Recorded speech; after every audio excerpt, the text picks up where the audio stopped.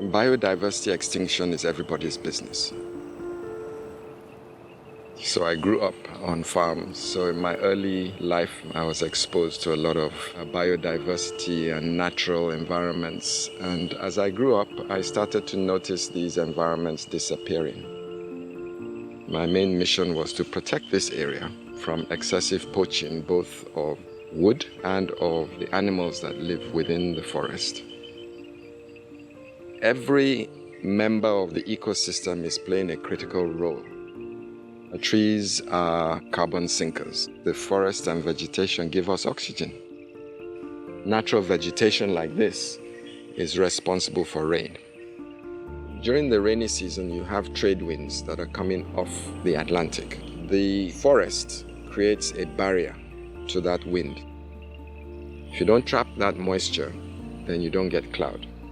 And you get less and less rainfall over time. And that's what we're experiencing now. We also need to keep the carbon dioxide levels within a normal range, otherwise it becomes a greenhouse gas. And that's what's responsible for global warming. Climate change and loss of biodiversity is a significant global security issue. Excessive logging is a major contributor to global warming and depletion of wildlife. Around me has been a gradual but consistent logging out of the environment, except where we are right now, which we've protected with every possible means.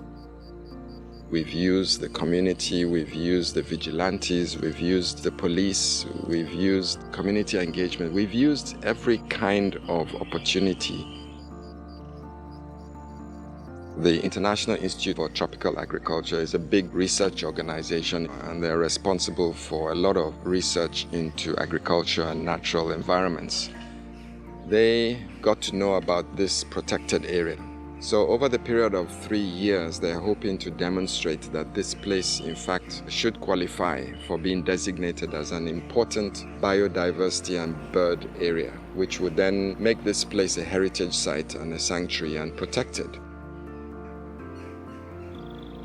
This reserve is actually a seed bank. So what we plan to do is to use the richness of the seed banks, plant them into a nursery, and then from the nursery, educate the community. It's been tough to engage with the community initially. They didn't understand what we were doing here. Why would we want to protect a forest? But by protecting this environment, we will be attracting eco-tourists here, and those eco-tourists bring livelihood and resources to the community.